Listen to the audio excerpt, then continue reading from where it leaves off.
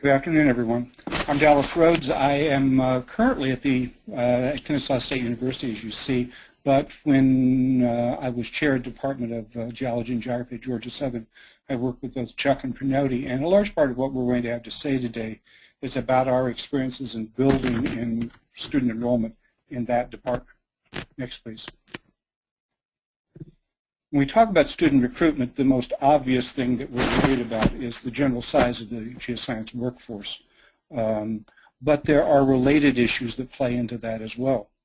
The health of geoscience programs is often affected by the number of graduates and by the time to their degree completion, which the administration looks at pretty carefully in many institutions today. Right?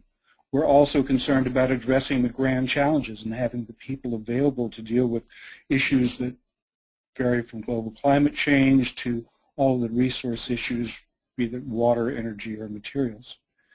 And we are also concerned, and this comes back in a number of ways, with enhancing recognition of the geosciences.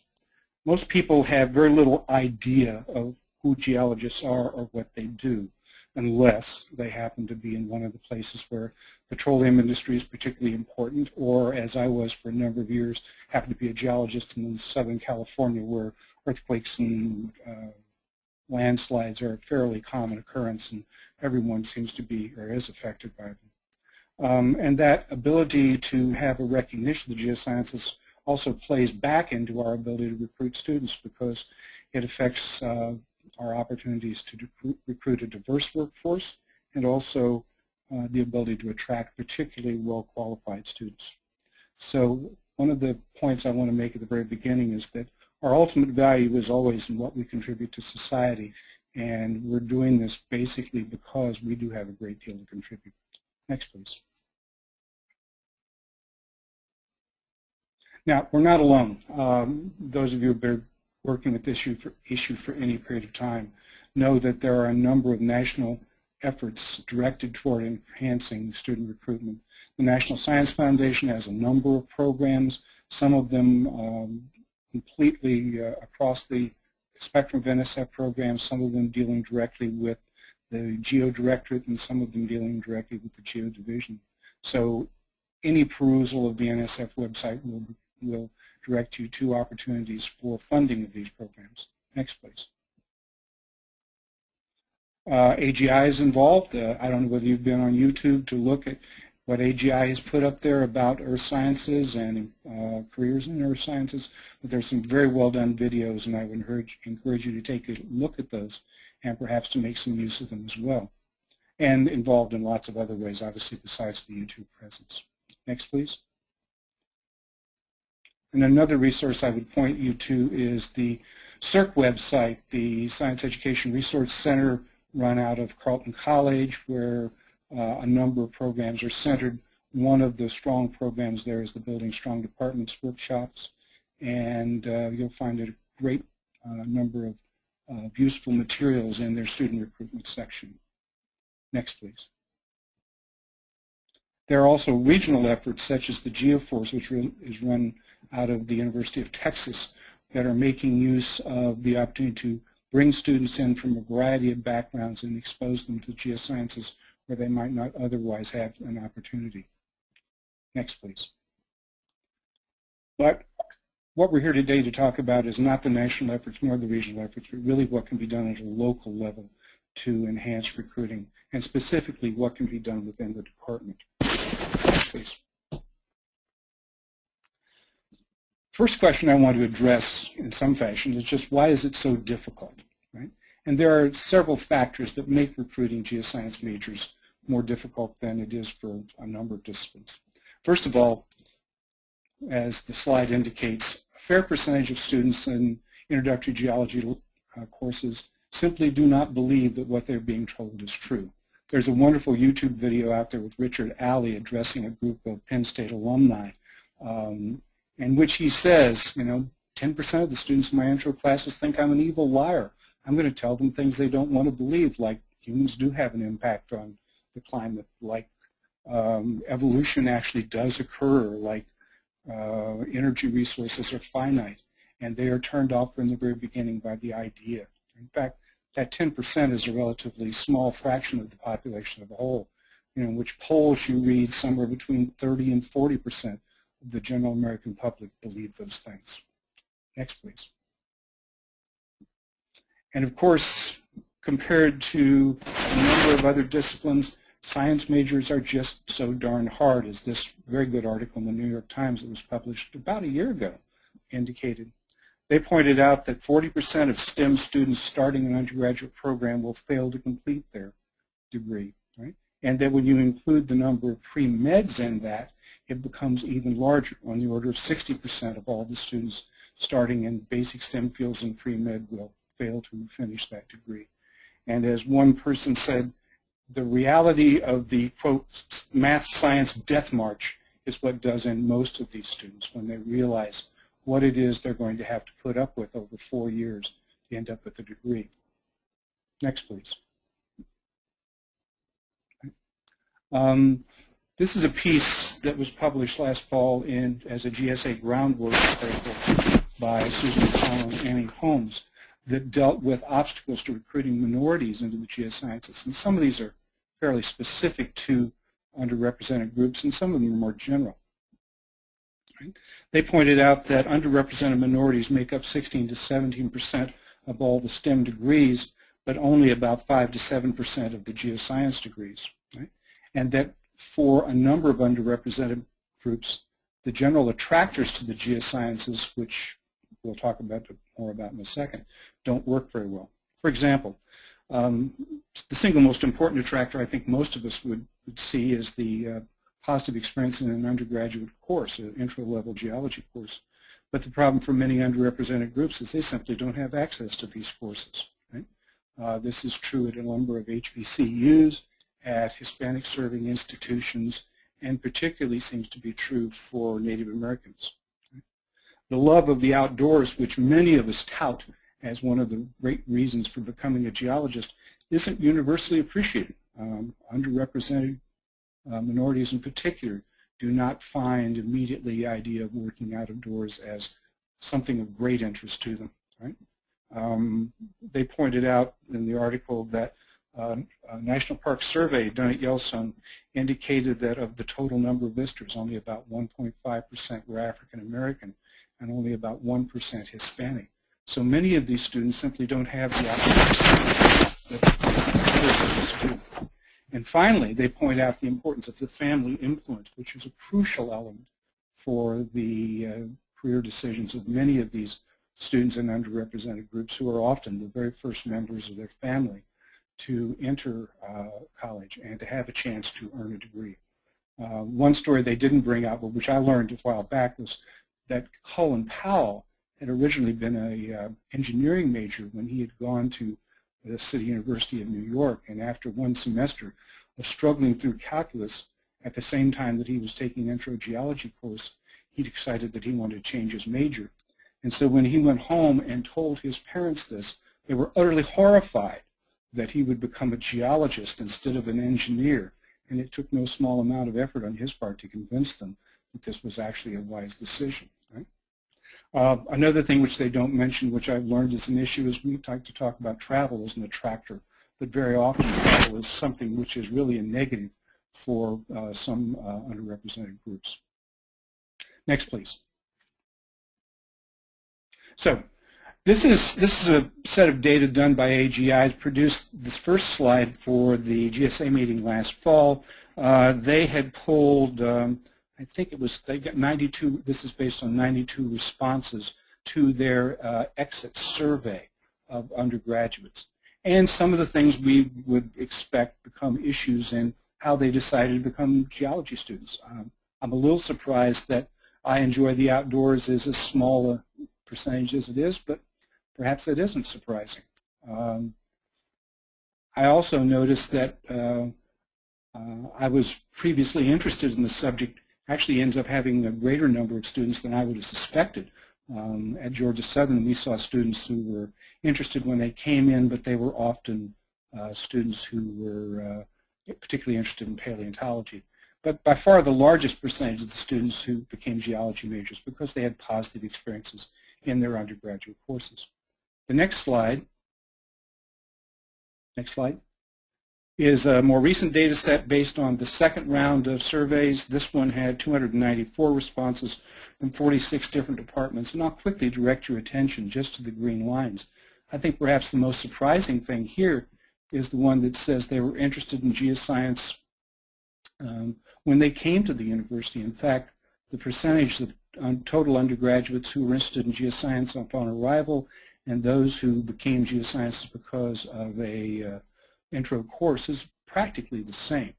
I find this a little bit surprising, but maybe there's a trend here that is evolving. And because of this, I encourage all of you, when you have the chance, if you have the chance, and I think you will, to participate in the next rounds of surveys, that you do so. Next slide. Okay, so I'm going to hand it over to Chuck at this point, and he will take it from here. All right, thank you, Dallas. I'm going to talk a little bit more about the sort of the nuts and bolts of doing recruitment, and use the example of Georgia Southern University and our geology and geography department as to how we grew from a very small number of majors to a pretty decent number that we've managed to sustain over a decade or so. Given that most of the students, at least from the previous slides, many or most of the students decided to major in geology based on an introductory class experience. So the first step to recruiting students, of course, is to enhance your introductory classes. So this might mean changing the way you teach the course, where and when you offer the courses, changing course names sometimes just to attract students, modifying the content, or perhaps changing who teaches the courses. Next slide, please. From the big shower of students that falling on our departments, our introductory courses, in particular the general education or core curriculum courses, are positioned to catch some of the students at the top of a funnel, which is our introductory classes, and we hope result in a few who trickle out into our majors. Next slide. So one obvious strategy is to make the funnel bigger so that potentially more majors flow out of the introductory classes. One of the first recruitment strategies that we employed at Georgia Southern was to increase the size of our physical and environmental geology classes. And as we're a combined geology geography department at Georgia Southern, we also increased the size of our world regional geography classes. In my first physical geology lecture at Georgia Southern in the fall of 1998, I looked back, I submitted final grades for 27 students. The following spring, I had a section of 43 students. Now our introductory geology lectures typically have 90 students, and we have at least one section of environmental geology that typically is a little over 300 students. World regional geography classes range from 90 to 240 students. We increased the sizes of our lecture sections in geology as our capacity to increase the associated labs grew, and that was a result of being able to hire temporary instructors. Currently, we have 3 full-time temporary instructors in geology at all times. We also increased the number of sections of our introductory courses, which is effectively placing more funnels out in the rain to collect more students. Next slide, please. An analysis of the student populations in our 3 large enrollment general education courses, the physical geology, environmental, and world regional geography, shows that on average about 70 to 80% of the students are freshmen and sophomores. And you'll notice that the data in this graph are several years old, but I have no reason to expect the current numbers would look much different. The data we have on why and when students change to geology and geography suggests that most of them come to us from other majors after they've been at Georgia Southern for a year or two. So the freshman and sophomore percentage is truly significant in terms of recruiting. Next slide. When we look at enrollment in these big 3 courses, we get students from all colleges in the university. From left to right, we have College of Health and Human Sciences, Information Technology, Liberal Arts and Social Sciences, Business Administration, Education, science and technology. Other programs such as university programs like international studies or interdisciplinary studies. Additionally, there is a significant percentage of undeclared students, in this case somewhere on the order of 15%. These are all potential geoscience majors. So our audience is about 80% of our audience is in their first 2 years of college, and about 15% of them are undeclared. Essentially, all the undeclared students are freshmen and sophomores, basically. Right? So these are the people we're trying to recruit. Next slide, please. In addition to adding sections and increasing class sizes, we can make the introductory classes better. Can you hit a return there, please? As a start, it's important to have the right people in the right classes. These introductory courses should be taught by faculty members who enjoy teaching introductory courses, by those who are continually updating and improving their content and their techniques, and those who are focused on bringing in new majors to the department. This could be a new, young, enthusiastic faculty member, or a more seasoned faculty member with the skills developed over years of teaching and the enthusiasm and desire to connect with a class full of freshmen and sophomore, predominantly non-science majors. Next slide. If we are to recruit from these introductory courses, we must have high-quality teaching in the classes. For newer faculty, as well as for those who have been around a while, there are many programs and facilities available for improving teaching. The CERT and NAGT and I guess NSF are all involved in the On the Cutting Edge workshop series, which are very good.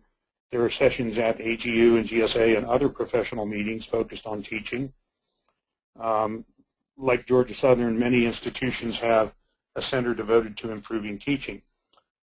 Personally, I've been to a couple of the cutting edge workshops, and they're very good. Our Center for Teaching, Learning, and Scholarship at Georgia Southern is an excellent resource to help faculty improve their teaching strategies and delivery. Next slide, please. Hit a return for me. In addition to doing the best job possible in our intro courses, return, please. We need to inform the students about career opportunities. Could you hit the next 2 bullets for me, please? So while we've worked to fine-tune our curriculum and make our introductory courses attractive to students, this won't maintain our enrollments or our number of majors. Good teaching helps, but as far as recruitment goes, students want information about job opportunities. And usually they're not very proactive about obtaining this information. One of the most fruitful recruitment tools we employ at Georgia Southern is recruiting talks in introductory geoscience classes that provide information about our degree programs and provide some up-to-date information on employment prospects. We began to do these talks in 2001. So what do? We have a faculty member other than the regular course instructor come in and give a short presentation that runs anywhere from 10 to 20 minutes, sometimes a little more. It's important that this is someone other than the regular class professor. If you're like me, you've been working on recruiting students since the beginning of the semester, and they've been listening to you, and having someone new come in tends to make them pay a little bit more attention.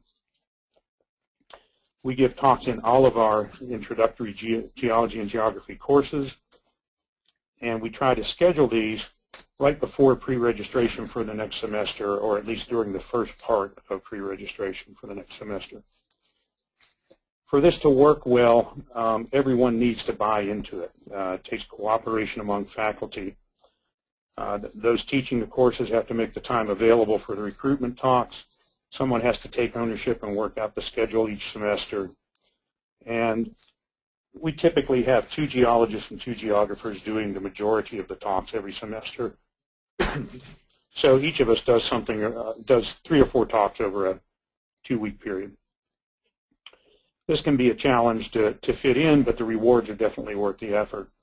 The timing is really important. We want students to have those talks fresh in their minds when they're being advised and pre-registering for the next semester. And of course, the speakers need to do a good job. They need to be dynamic, entertaining, and informative. Next slide, please.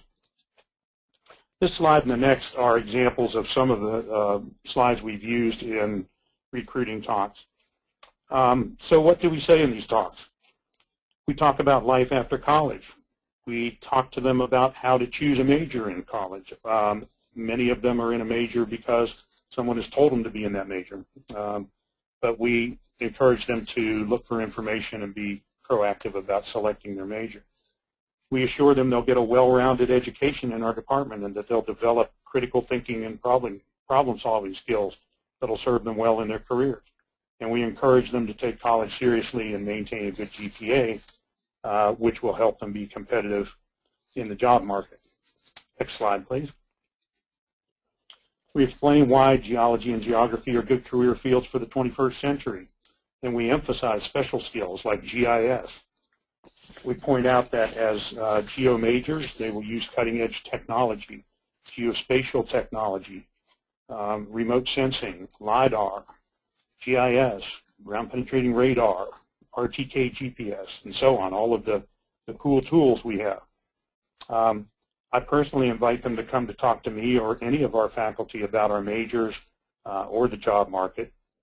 We suggest that they try the introductory GIS course because we know that if we get them interested in GIS, the odds of them becoming majors go up. So we've been doing this for 11 years now, and it's quite clear there's a direct correlation between essentially inviting the students to major during these talks and the growth, or at least the maintenance, of our number of majors. And I'm going to turn this back over to Dallas. Next, please. One of the things we do in these presentations is to back up our assertions with data, and we're running a little long here, so I'm not going to drag you through these slides, but there are abundant data available from AGI. In particular, Chris and his folks do a wonderful job of demonstrating that the workforce that we're producing is not going to be sufficient to meet the estimated demand, which is what this slide is all about for the oil and gas industry in particular. Next, please. There are data from federal government as well showing that projected growth in the STEM fields is much stronger than the growth in other fields, and you can find these without much trouble from Department of Commerce, Department of Labor, and other places. Next, please. Interesting, there was an article in the Wall Street Journal piece last year as well that dealt with different majors and their popularity, the percent unemployment, and the earnings potential in those disciplines. And it turns out that if you look at just the ones, these are listed from the lowest percentage of unemployment toward the highest, and within this first 15 or so majors that are here, we find three geoscience related. We find the geosciences there with an unemployment of about 3.2%. With the median earnings of about $52,000 and a popularity of 153rd out of the total number of majors that they looked at here.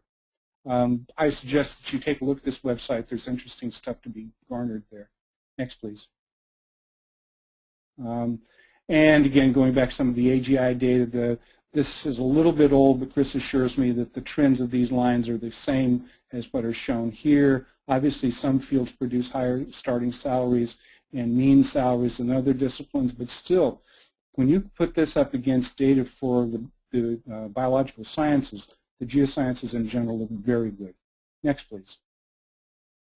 And finally, to emphasize how all this worked out for us, this is a graph that shows the growth of enrollment at Georgia Southern University from the time that Chuck and Tony and I essentially arrived, when there were about 23 or 24 majors. We instantly started making some of the changes Chuck described. Instituting a GIS program was very important for being able to talk about job opportunities at first before the geosciences began to pick up. And you can see from the time we began these recruiting talks in every single class that the number of majors went up at an incredible rate. And I will tell you that in the last few years it seems to have leveled out at around 110 to 120. But that's amazing compared to what it was when we started. Next, please. Right. So next, recruiting strategies, enhance your intro classes. We all know that. Next, please.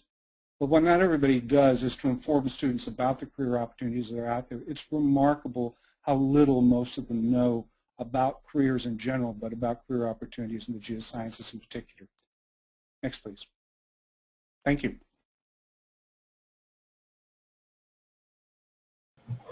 Thank you, Dallas. Thank you, Charles.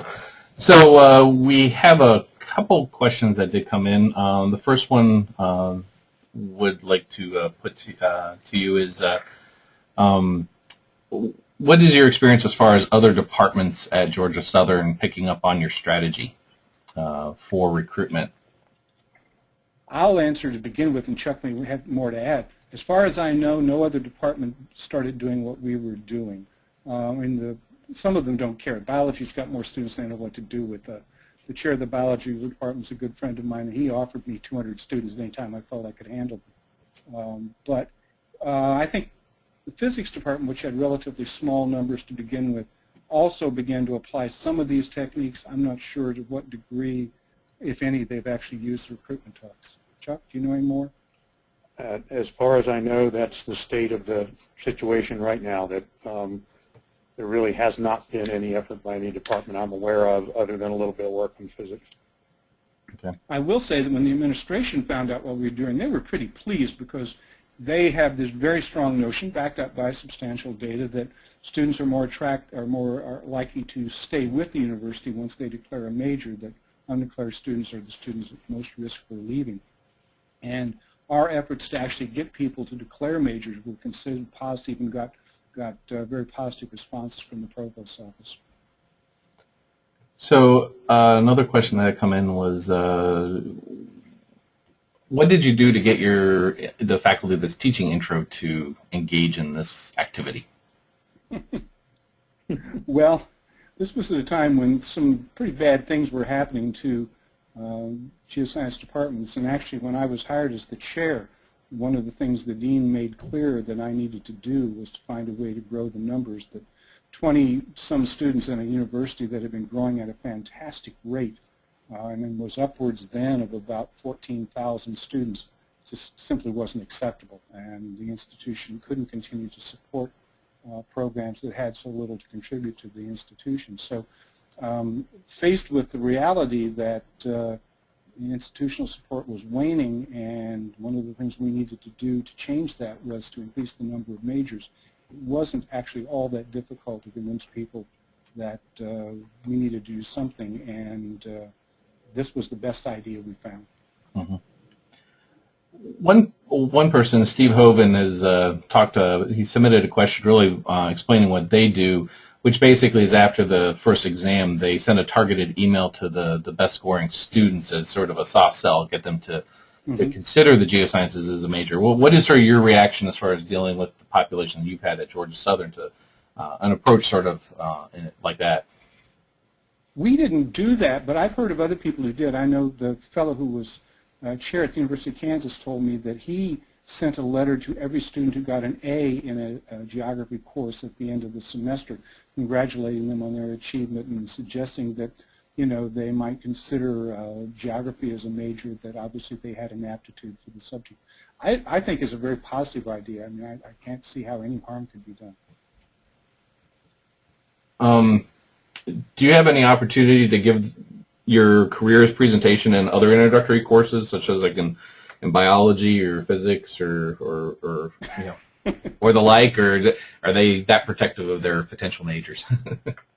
Actually, I think biology would love for us to take, as I said, they'd happily give us 200 majors anytime they could get them to change. I mean, they're literally overwhelmed. I guess, what, they got over 1,000 majors in biology now, Chuck? They have somewhere between 1,100 and 1,200 at the moment. No, they haven't been forthcoming. We recruit, we have a lot of biology majors actually that end up in physical geology and also in historical geology. We recruit those we can, but they tend to take those courses late in their career. So I think they're pretty much wired into biology by the time we see them, but we have not made any opportunity to go to other departments. Okay. We let them come to us. question as far as with this rapid increase in majors that you had and this new approach, what did it do regarding the diversity of your majors as far as ethnic, racial, gender, and so on? Well, the gender makeup of our majors was pretty quickly at the 50-50 level, and I think we probably had more women than men in some of our classes. The number of underrepresented minorities in our classes was substantial. I mean, Georgia Southern University serves a large percentage of African Americans, about 28%, which is about the same as the state of Georgia as a whole. And we always felt that we should be able to do a reasonably good job of recruiting African American students, and we did. We recruited a number of them. But our problem seemed to be that once we recruited them, they would often end up moving to University of Georgia or someplace else, and they would get recruited away from us. Some of them finished up, but an awful lot of them, when they, as they said, when they met that math wall, many of them at that point found it difficult to move on. Chuck, what do you remember of the experiences? That's reasonably accurate. We have had a number of African American graduates, but nowhere near the proportion that is represented in the university population. So, for whatever reason, we attract some minorities. As far as the gender balance, that kind of fluctuates, year to year, but on average, seems to be. If you look at the long term, it's probably around 50-50. Right now, it seems that we're heavy on male students, but that will change around, and it has a lot to do with the makeup of the faculty, the gender balance amongst the faculty. Yeah. And I'll also say that we thought seriously about doing anything we could to recruit an African American faculty member. We did have one woman who was with us for 1 year as a temp, but it's really difficult, as everyone knows, to find African Americans who achieved PhDs in the geosciences. And if there are good people out there, unfortunately our chances at Georgia Southern of nailing were pretty small. We always thought that our greatest hope was to grow one of our own, and I truly believe that one of these days we'll find someone who really is that devoted to the region, and will come back and help that program. A question came in wanting a little bit better understanding about how lab-oriented your courses are, what the size of the labs are, field trips, within these introductory courses. Chuck, go ahead. Yeah, I'll take that. The lab component for environmental geology and physical geology, those have a lab component. So now they are traditional 4-hour courses with a lab that makes about 25% of the course grade. World Regional Geography has no lab. That's just a 3-hour course. So the lab component is significant. The size of our courses makes it difficult to do much in the way of field trips, but we do have outdoor labs on campus that involve, maybe perhaps groundwater or mass wasting, and particularly in environmental geology. We have for many years run an optional field trip down to the coast, to the Georgia coast, and look at a barrier island and coastal processes and environmental issues, and that generally runs once a semester, and has recruited us a few majors, but it's less successful than we would like. But the logistics of actually running field trips, and given our location and just the sheer number of students involved, is difficult to do. A few years ago, Chuck and I did a paper at the GSA meeting, the title of which was "How do you teach geology in a place where there isn't any?" And if you've seen the Georgia coastal plain, there's not a lot of the sort of geology that students are likely to instantly recognize, except by getting them down onto the coast itself. So a lot of what we look at is fairly subtle. I have to admit, I envy people in places that actually have mountains and real rivers. Another question is, so how many new majors do you actually get relative to the number of students that are coming into these intro courses? Again, that's highly variable. Of course, there's the luck of the draw in who you actually get in any given section. I think I have somewhere around a half a dozen in a section that is right around 80 this semester. Some of them came in planning to be geology majors, and others are for all intents and purposes, they're majors they may not have signed yet, and I'm working on them. So a good class would be getting, if you can get a half a dozen out of one class, you're doing great. That's unusual. Usually we'll pick up a 2 or 3 out of each section, but we have 4 sections of environmental geology going, one of which is huge. We have 3 sections of physical geology going in the fall. So when you put that all together, we're generating a fairly decent cadre of students each semester. And we have our first upper division course, Mineralogy, has close to 20 students in it this fall, and that's been a relatively constant number. So we know we're providing a new cohort of students on a pretty regular basis. So another question that just came in. How many of the students that that are in the intro course and hear these recruiting talks and everything maybe don't commit to a major, but actually come back and take a second course within the department, maybe further exploring it, kind of thing? Any sense of that? I would say quite a few.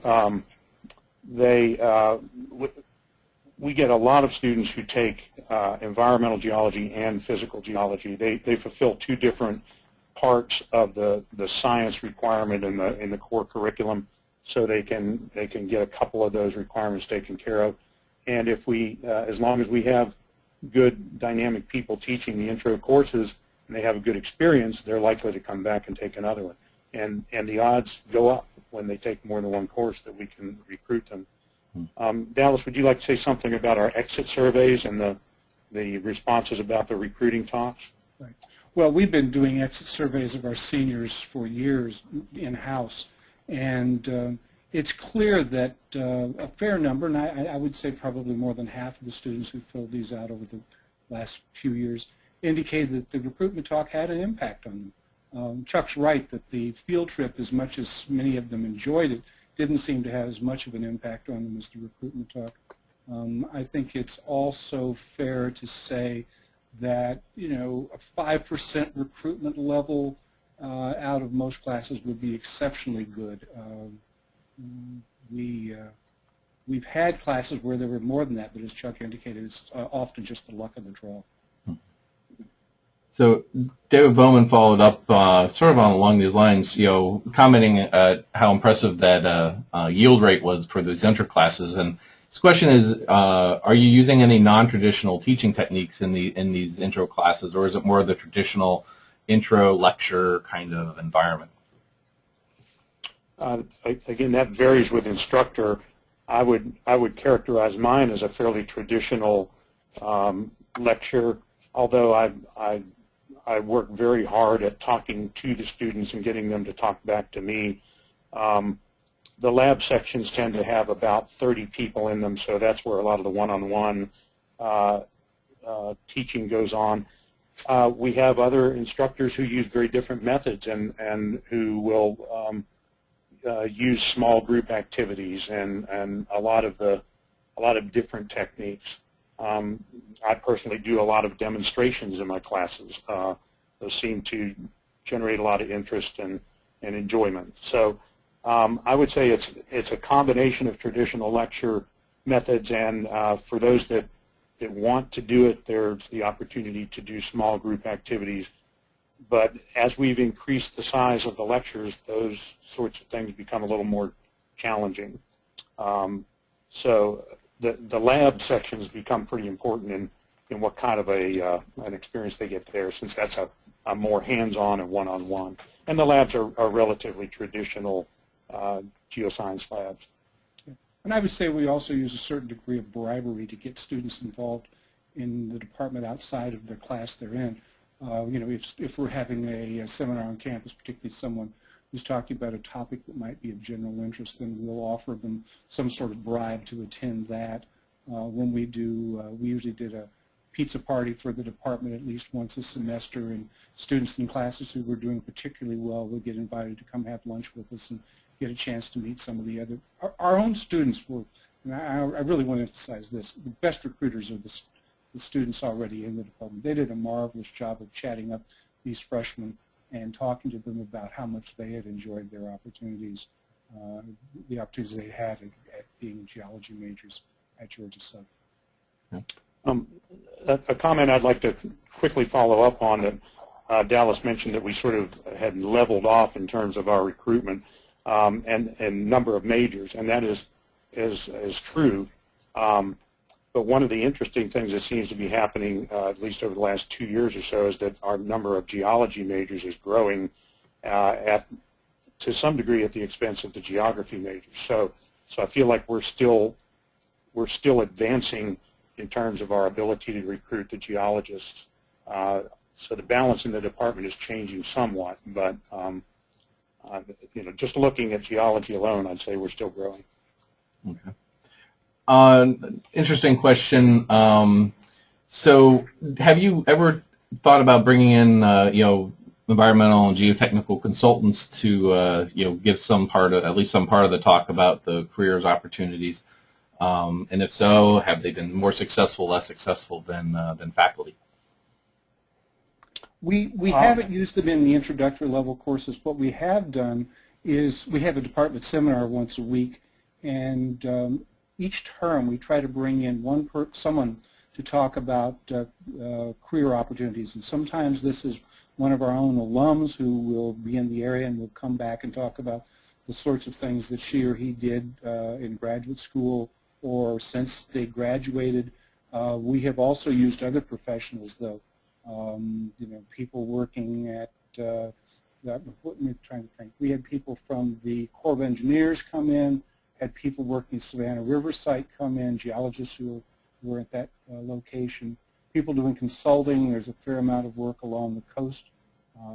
So we have also a fair number of hydrogeologists, because almost all of the water in the Georgia coastal plain comes from groundwater resources. So we do this, but this is, again, for students who are basically already geoscience majors, and the ones, again, that we can bribe and entice to come hear this. If there's someone who seems to be sitting on the fence, sometimes getting them into that presentation is what it really takes.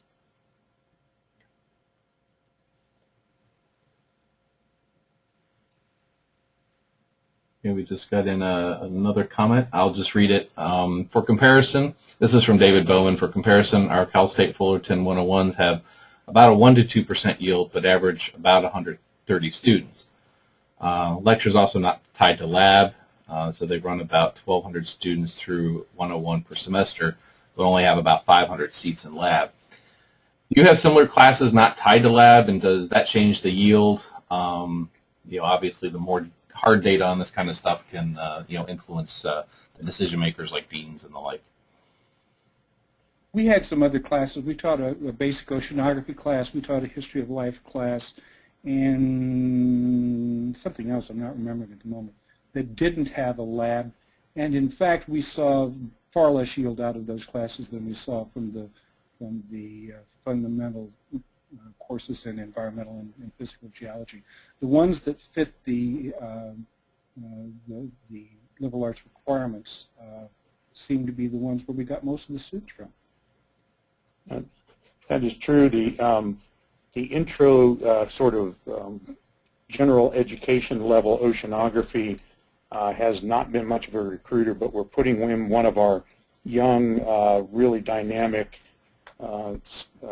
faculty who is doing a lot of research on the coast in oceanography, that oceanography course in the spring. We're going to see if he can recruit a few more for us. And this is someone who is doing a good job of involving students in his research and is an excellent teacher. So we may find that we'll be recruiting a little more from that one. We'll have to see. One other thing we did that I want to mention is that any time a student had declared to a faculty member they wanted to become a major, one of the things they were asked to do was to bring them to the department office to introduce them to the department secretary, who was a wonderful woman, make it clear that we were interested in them, and we wanted them to know that we were there to answer their questions and help smooth the way, fill out the documents it took to get their transfer from one majorment to another. They didn't have to feel lost in entering a brand new department, and I think that also had an impact.